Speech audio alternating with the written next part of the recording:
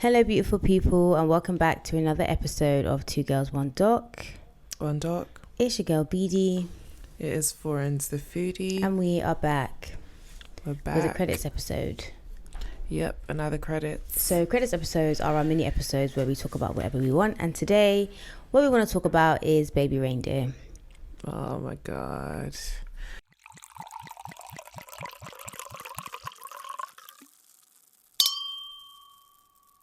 I'm happy we did it today, but then in the back of my mind, I wish we'd done it when it was fresh. I should have rewatched it, actually. I've watched it twice. Oh, you watched it twice? So far. Yeah, because I watched it once and I watched it with my mum, because I just had to watch it with her, and the commentary was chef's kiss. It was everything you'd expect it to be if you've ever met my mum. So, what was your overall feelings about the show? Because it's a show, it's not a documentary, which is normally what we do here, but it was based on, depending on who you ask, it was based on true events. Do you know what? It's probably one of my favorite shows I've ever watched. Yeah. And I don't say that from a way of The Office or whatever. I say it from the way of I feel like it's such an important piece, an important body of work. Yeah. I think he was authentic in his critique of himself. Should everything that he depicted be true? I think he was authentic in his critique of himself. I think he was I think he depicted what a lot of victims are. He wasn't the perfect victim. They're not the perfect victim, yeah, because the perfect victim doesn't exist. And that's most people. Most people are fucked up. Most people have issues within themselves. Yeah, they're flawed. They're confused. They're flawed. The abuse literally furthers any confusion they've already had. Exactly. It was just perfect to me. I know you shouldn't say perfect, but it was perfect to me. And it was really well done. Yeah, and I also think he told a very important story, i.e. male victims. One, the male on male, rape, and then also a female being a perpetrator of sexual assault on a man, which is something that even when it happens isn't spoken about a lot. Yeah. And also he was right. I didn't leave it feeling obviously I did think, oh my gosh, Martha is insane, but I also felt like this woman within herself is not well. Yeah, these are two people who have issues that happen to stumble across each other. Yeah, I didn't leave feeling oh my God, she's this villain. I just left feeling this woman is really not well. She needs help. I hope she's getting help. Yeah. So I really, really, really loved it. I think he did a fantastic job. I think he, kudos to him. Obviously we're recording tonight because this is just off the heels of Martha's interview with Piers Morgan. And I think after watching that... Sorry, before we get into that, I thought it was really strange that he played himself. Although he technically didn't play himself, because the character had a different name to his name, but I found it so strange because the opening scene is him going to the police station to kind of talk about what was going on, and then we kind of go backwards. And in the first few lines, I was like, oh, this guy's acting's a bit weird. This ain't really giving actor. And then I realized that it's him. And he's not an actor, he's a comedian. So it made sense why the acting was a bit at first. But it's just strange because some of the scenes, especially the rape scene, is really, really, really, really graphic. And I just wonder what it was like for him to put himself back in a situation. To that space, into that space when he didn't have to. I mean, to be honest, he probably had to regardless because he wrote it. He was involved in the show and how it came about and stuff. So, but actually being the actor... I think if anything it tells me he's a fantastic actor, because if someone asked me to act myself, I think I would fumble. How do you play just be yourself? There's so many celebrities that that just play the same role all the time and it's themselves. Yeah, okay, you just remember lines. You say that just be yourself, but in front of a light, in front of a camera, thinking about what you need to convey, because what you convey in an actual situation is very different to what you probably convey for an audience. If you're a bad actor, if you're a good actor, that's what I'm saying about him. Is that he just seemed a bit he didn't seem seasoned. He didn't seem like a seasoned actor. That first scene, I think that gives me you're flipping seasoned, because the thing is that for me to act myself, I would be playing a character, almost like a caricature of myself. No, not necessarily. You're just playing yourself. I do think so, because you say you play yourself, okay, but if you're put into a scenario and they're like, okay, this is what the script calls for, be yourself. No, but it's not be yourself. You're playing a character, but that character is yourself. Yeah, and so for you to even do that, I think you're fantastic, and I think you're a fantastic actor. That's okay. You can think that. I just think that his acting skills, because that's what I remember. I didn't realize he was playing himself. I just saw this like guy playing this guy, and I was just like, oh, that's like, that feels a bit off, that first scene. Like, this doesn't give actor. And then I was like, oh shit, he's not an actor. That's the point I'm making. He's not an actor, but he chose to play himself. That the way he played it as well, like I said, made it real and more endearing. It made it believable that this is a real story. Like, because I don't know how to explain it, because like he's an, I guess from what I watched, he's an awkward person. I believe that he's very much the way that he portrayed himself to be. It seemed authentic to me in terms of like the way that he carried himself, the jokes that he would make, even like the interactions that he had. I think it was very raw and very honest, and I don't think that a lot of people could do what he did. I would say. I think a lot of people could play him if how he's depicted in that is a good actor could. He is. Okay. Moving on.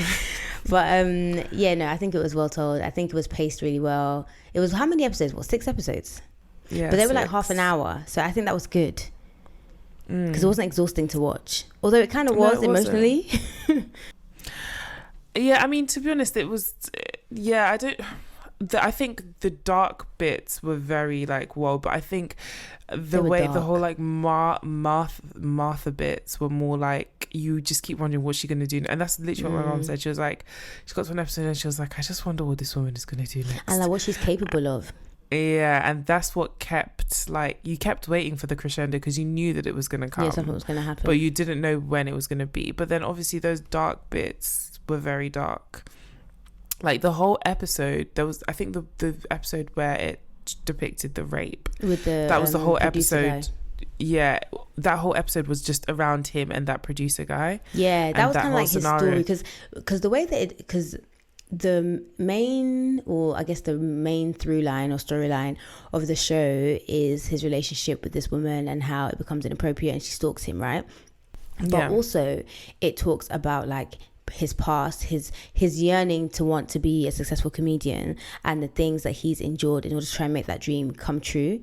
And it's like ultimately the dream does come true, but only off the back of abuse times 2.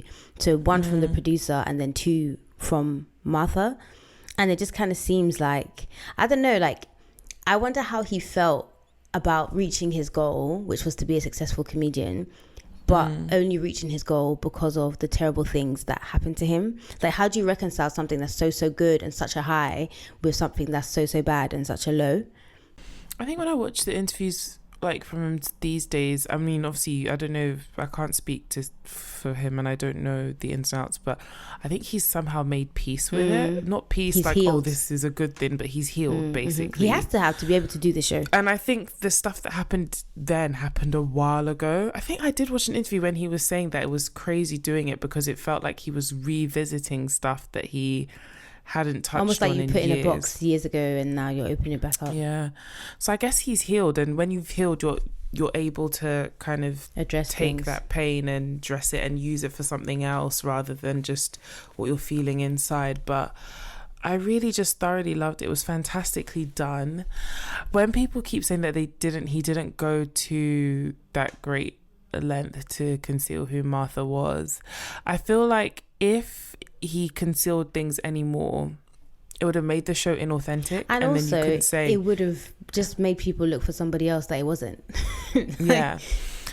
And fundamentally, at the end of the day, the truth of the matter is, anybody who was in that pub that she used to go to where he was could say who it was. So people keep saying, like, people saying that, oh, like he did it, he barely tried to cover it up, like the baby reindeer, somebody was like, oh, he shouldn't have used baby reindeer. But why? That's what happens. That is such a key, and it's such a key pivotal part of the storyline. Why shouldn't he use? And it's not like Martha's walking around with baby reindeer on her forehead and that's how we identify her. Literally. Like, what is weird is the people who've gone out of their way to find this mentally disturbed person. That's what's weird. because Piers was like, oh, I could have found you in 10 minutes. And it's like, I don't know, whatever, fair enough. But like, I really don't know how these people found her. Well, because like, I don't know if they went. Tweets. Yeah, I get it was the tweets, but how did you just search baby reindeer and look for, like, how did you, do you know what I mean? But that's what I'm saying. Like, when someone is determined, look at Martha. When someone is determined to do something, they're gonna do that thing. Like, there's not much that you can always do to stop them, especially in this like internet age. Yeah, and I think if he had done things like, because it was based on a true story, people were like, oh, like maybe he should have changed certain things, or I think, and maybe he did. If he had. And yeah, maybe he did, but if he had removed distinctive, like, I don't know, markers that happened in the show, then the story wouldn't have been a real story. That's not what happened. And he had all to we put know, that in. He did remove things that happened. Like, we don't know. We don't know. Do you know what I mean? And it's like, it's one, you're still trying to tell your story. So that's your concern. And that's his truth and his story to tell. If it bothers Martha, Fiona, she should go and write her own book. Story. Yeah. Yeah. So do you know what I found really interesting? Enjoyed it. So that scene where he went to see his parents, because Martha starts talking to the parents, and then he tells them about like the abuse that he suffered, and his dad opening up about also suffering abuse as a child. And I suppose it must be true, because why would you include that detail like for Bants? But that was just like, wow, like that must have been such a freeing conversation to have with your dad, who used like macho man and stuff, like to be like, wow, we've really gone through this thing together and you understand me in a way that like no one else does. I was actually sobbing at that bit. It was really sad. It was really, really sad, the whole thing. I was just like, I was sobbing happy tears for him though, because you know, you don't always get that reaction from your parents, especially older generations. And they just loved him. I feel like I felt like they loved him more after. And then I liked the bit where he was on the train and Dad was like, good luck with the transsexual. Speaking of which, so another theme of this show was Richard, whatever, really questioning his sexuality after the abuse, which I think is valid. And I like that he included that part, talking about like sleeping with men, women, trans people, just anyone and everyone, really. Not that you should go out and do whatever, but it really almost seemed to like help him figure out or explore what the fuck. Because he was really confused. It was like, oh, do I feel this way because I've been abused, or have I always felt this way and this has unlocked something, or have I, do you get what I mean? Like, it must be a really like turmoil within yourself is crazy, because there's no escape. And I think when I've like watched videos and documentaries or whatever with a lot of male victims of like sexual assault or rape, that's what they always say. They have that moment of questioning their sexuality, and for some, like I think with Richard it went, I don't want to say well, but I think he was able to identify, because I think I read now that he identifies as like either bi or pan or something like that. So obviously he was able to come to a conclusion about his own sexuality. Maybe the means he went through weren't healthiest, but either way. But a lot of them do speak of how it makes them question their sexuality. And then for those who have maybe internalized homophobia or whatever, like they are so repulsed by that they don't explore it. Because the thing is, like you said, Richard explored it, maybe not in the safest ways, because he was just fucking any and everyone, but to question your sexuality, like maybe sit in it and think about it, maybe like explore things a little bit, maybe try and like let the thought develop and then move from it, kind of thing. But I think sometimes like people don't. It's like you get like, nah, I can never, how can I think, how can I, and then it's almost like you're repressed, you're angry with yourself, you're angry with your abuser, you just I don't know, it's really sad. It's very unfortunate, but I don't know, I think he seems healed and healthy. So kudos to him. That scene where he was on the stage and his show was like, well, this happens many times, his show was like bombing and no one is laughing. But the last time when like he basically spills all his guts out about like what happened, I was just like, oh my god, literally. I bet he never expected that would be the and did that really happen? So I can't find any clips from that. I tried to find that. I don't know if he scrubbed the internet of it or what, I don't know that it happened in that way. I'm not sure that it happened in that way, but he probably at some point decided to use his experiences for content. Is content the right word? Or material? Yeah, material. Yeah, same thing. But yeah, so this Piers Morgan interview.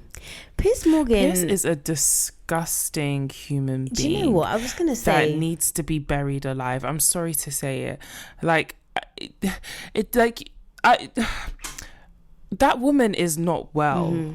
So you can see that from the tweets. You can see that from the Facebooks. You can see that from everything. From her she's face. Not a from her face. Do you know that you can see that she's not a well woman. In the first few minutes of this quote unquote interview, yeah. She was like, oh, well, I kind of was forced to come out and say something because I'm getting death threats. Everyone's like sort of saying stuff about me. Like, it's not as if she's obviously she's there by her own volition, but like she's almost been manipulated into having to come on the show. It's like, listen, tell your story or we're going to tell it for you, sort of thing. She does not seem okay. She doesn't seem okay. And Piers Morgan was not he wasn't a great interviewer.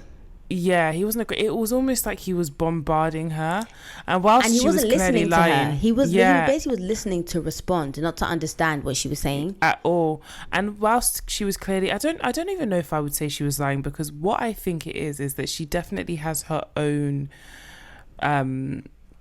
version of reality that differs from most people's version. So I'm not even sure if she knows that she's lying, like in a manipulative. I don't think she thinks, like I'm being manipulative or blah blah. I think she genuinely believes, I think she believes she has a lawyer boyfriend. Yes, that might be another victim of hers, but I genuinely think she believes she has a lawyer boyfriend and all these lawyer friends. And there were parts of her story that didn't add up that let me know that nothing Richard really was made not a lot lying. of sense. But Piers was just like bombarding her. He was bombarding her, and then it was almost like he was trying to catch her out. I think it was one of two things, or both. I think he was trying to catch her out in a lie, which he did a few times, and I think he was also trying to get that build up and reaction that he got that Richard had, where you know when they're in the bar and he's like, yeah, well, this woman is a stalker, blah blah, and then she loses it. I think he wanted her to lose it on. I think he was antagonizing her, because there's certain things where it's like, you as an interviewer, and again, this is a gripe I have with Shannon Sharp, because I feel like he's such a shit interviewer. I feel like there's certain things where like it's evident to the audience, like we see that this doesn't make sense. We see that you saying, oh, I didn't really know him, I only met him a few times, to, oh, I was going to his place. Like we're not dumb. Like we see that this is a discrepancy, and you don't have to like bombard it and push the point, because now it's like, what's the point? And I think you saying that he was trying to like get a rise out of her makes so much sense, because why else? She would be replying to something. If it didn't fit the narrative he wanted, he would just move on to another question and go from there. It's like, hello, hi, like even the question around, oh, what grade did she get? Yeah, clearly she didn't want to answer it, or clearly we know that she's making it up. I don't know if she even. And it's like, how does that so to what end? So now how does this further your point? And you're bombarding, but we get it. We get that this is another one of her fantasies or whatever. But what are you bombarding her for? So of all the platforms she could have gone on to have this conversation, this was the worst. But I feel like this is the slimy biggest. Snake. You think it's the biggest that she could have gone on? Who else is going to interview her? She could have gone on like Loose Women or something. I don't know if that's on brands. This is very Piers Morgan. This seems like exactly the type of low-hanging fruit that he would go after. You think they wouldn't have her on Good Morning, whatever? Isn't that all the same vibe? The Good Morning lot and Piers Morgan. Yeah, but they would have been better than Piers Morgan. Piers Morgan is slimy. Is Piers Morgan not part of the Good Morning people? I'm thinking about, what's the one that the guy Philip Schofield, what's his? I don't know, him and Holly. I don't know, maybe it is. That's what I was thinking of. But they had maybe I'm getting all these shows confused, ignore me. Maybe, I don't know, maybe her tour is not over. I think she did one interview for some Scottish newspaper, and she did this one. Do you know one thing that she said that I was on her side is when she said she's going to sue the Daily Mail. I said, yes, girl. And I'm right behind you. But what's she suing them for? The same thing she sued Netflix and Richard Gadd for. I mean, sue them, but to what end? To what end? Piers said, is your lawyer boyfriend going to help you? She said, no, actually. My lawyer friends I got other lawyers. Nah. No, but is she a lawyer though? I think she studied law, but I don't know that she completed like the training contract or whatever. I feel like these things are just so easy to like dispute. Everything she said is easy to dispute. That's why he kept saying to her, bro, like, you know, this stuff you're saying, people can just go and check on the internet. So it's wild, because in a week's time, we're now going to have the release of all this information to show that she's lying. And she knows she's lying. So I just don't get it. She knows that she's lying. No. Or like, that's what I'm saying. She knows, I feel like she believes. It's like, if I believe, you know when people say my truth, my truth. You have 6 phones. And she said it like it was so normal. She's like, I know loads of people that have 6 phones. No, you don't. No, it was 4 phones and 6 email addresses, actually. Either way. She said 4 phones and then this one broke, the other one broke. I said, girl, phones don't really break these days. Like, and they don't break to the extent, like, what your screen cracked. Here's what I'm saying. Like, everything is replaceable. Like, you can fix it. Yeah, to me that screams stalker. And then the 6 email, either stalker or drug dealer, or both. And you know what? Yeah. Always also like was just like, babe, it's 2024, yeah. Well, she kept referring to like emails as a way to contact her friends. I do not email any of my friends, if not for here's a confirmation, babe. Literally, email is not your first flight books. Yeah, literally, this is not your first like mode of communication. That's not what you do. Yeah, it's so bizarre. It's so bizarre.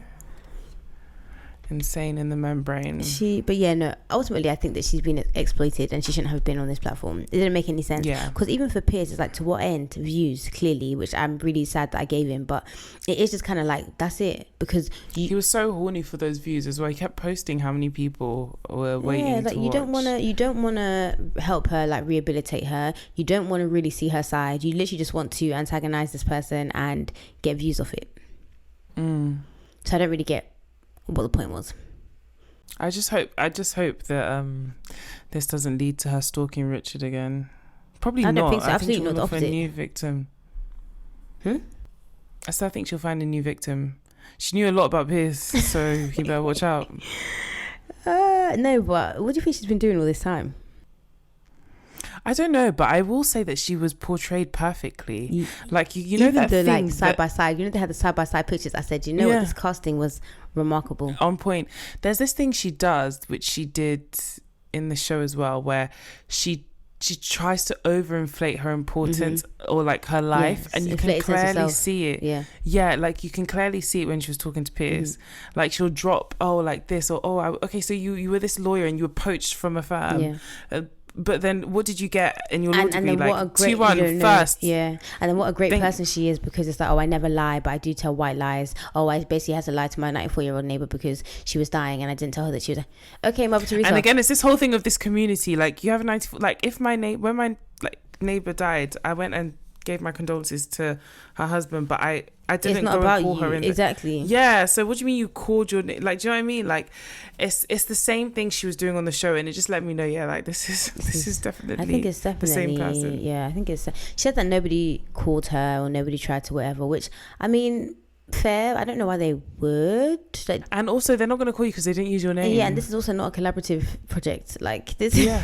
Do you think they wanted your creative input? So Martha, Fiona, how would you play this? Nah, I don't think there was a need to, because they didn't use your name. If they used your name, fine. They used her likeness. Even that. The likeness was they did. On, fam. It was spot on. The only thing was that she had a fringe now and she didn't have a fringe then. Yeah. And she keeps trying to make it seem like the actress is ugly. And I was like, babe, should we take a mirror? Literally. And do you remember the bit where she was like, oh, she doesn't even have a Scottish accent? And Piers was like, yeah, because she's English. Yeah, like, she's an actress. She's not Scottish. Like, she's an actress. Like, but didn't she have a Scottish accent in the show? She did, but they were watching an interview of Richard Gadd and the actress. And then she was like, oh, like, she doesn't even sound Scottish. Do you think that she really hasn't watched, because she said she's not watched the show? Do you think that she really hasn't watched it? Lying. She's 100%. She's 100% watched it. She's watched She's got it Netflix for that purpose. Because even she said that she only met Richard 3 or 4 times. Then why did you go to his comedy show? Yeah. And then also, like, the emails. And you were in that pub, so, like, maybe because I'm not white, I don't understand pub culture, but I don't really know anybody that continuously goes to the same pub and has like meals and stuff like that. No, I think they do. That's like their vibe. But my thing is that, say for example, you're at your local pub, yeah, and some guy's doing like a comedy performance and you happen to be there, fine, I hear that. But what it seemed like was that, like, he was headlining a show, or he had a show, and you had to take yourself from wherever you are to that show. It wasn't like it was dropped in your lap at a pub.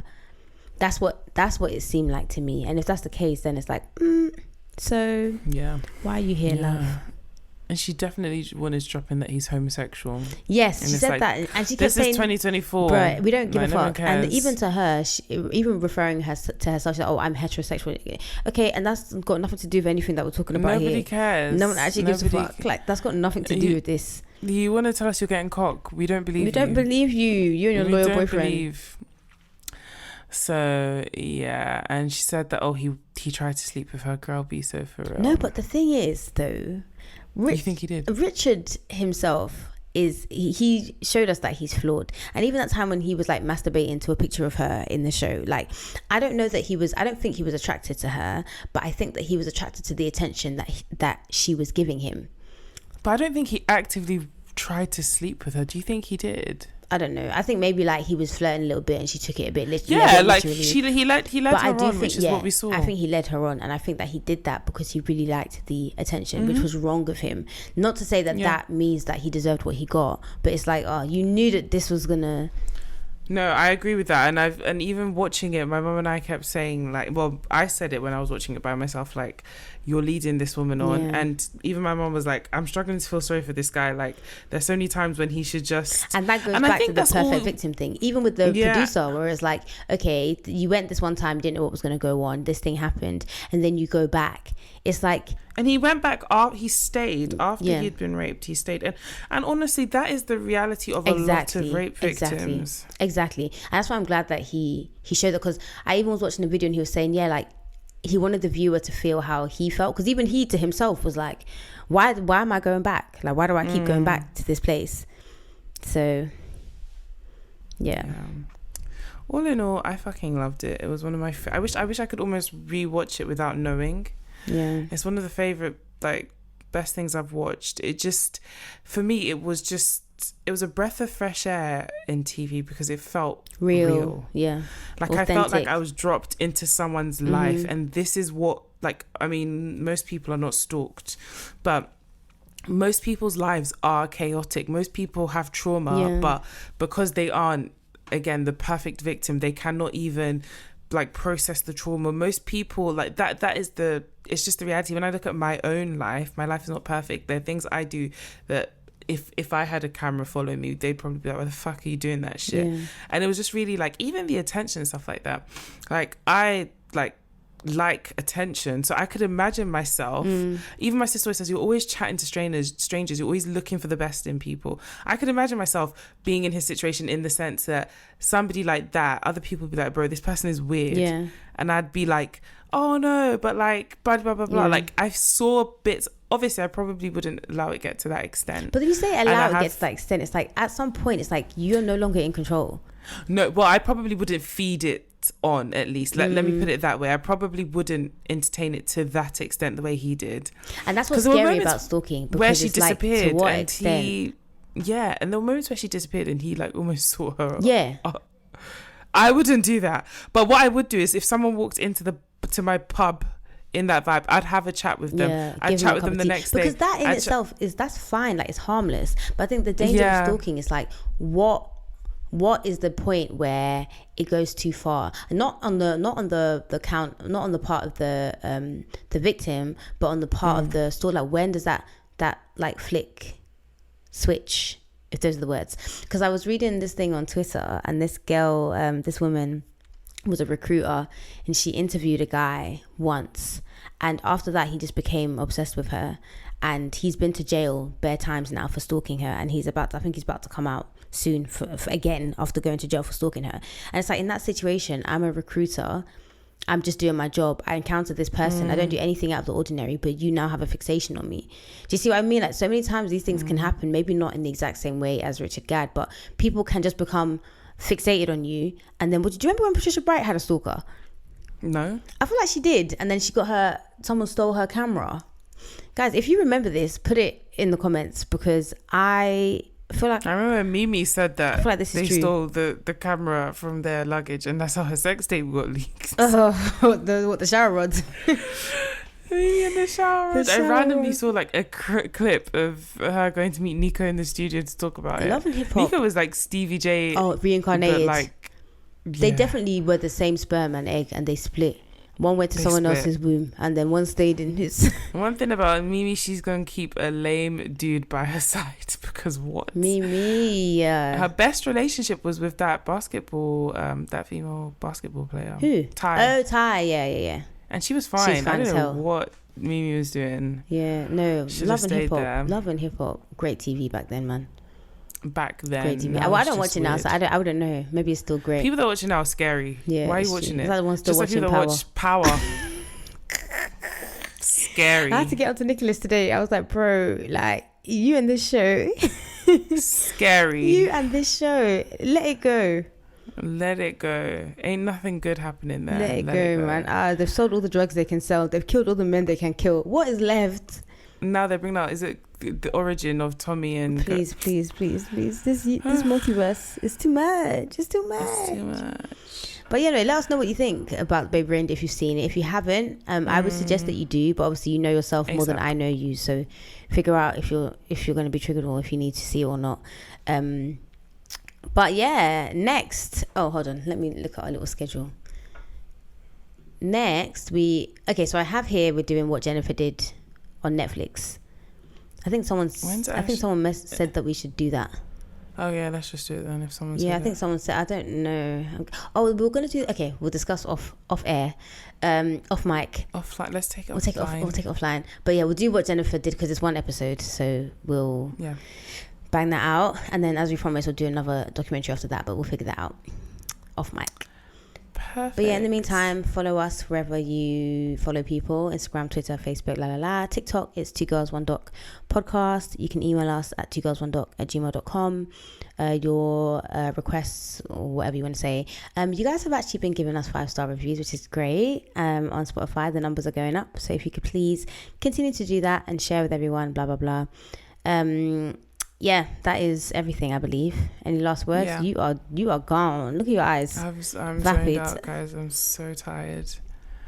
Guys. Cool. All right, then. Thank you for rocking with us. Bye. 911, Drew. Help me, please. I need help. Calm down. What's going on? Someone broke in and I heard shots. I don't know what's happening. I'm tied upstairs. Dad? Hello? I'm okay. I'm alive.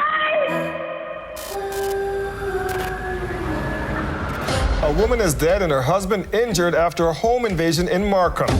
There was a knock at the door, then 3 gunmen burst inside. They dragged me down the stairs, and then I heard 2 pops. We don't get a lot of homicides in Markham, so it's like a grenade going off. Investigators are not ruling out any scenario, including the possibility the men broke into the wrong home. We're only going to have one witness, and that is the daughter, Jennifer Pan. Why would you leave a surviving witness? It doesn't make sense. Something's not right about this. Now, I want to know everything about her. The Pan family were fairly normal, but outward appearances are one thing. What actually happens inside the house are completely different. There was just so much expectation. So I lied.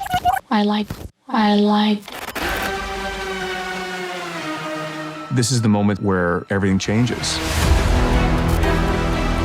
This quickly developed into something that nobody ever saw coming.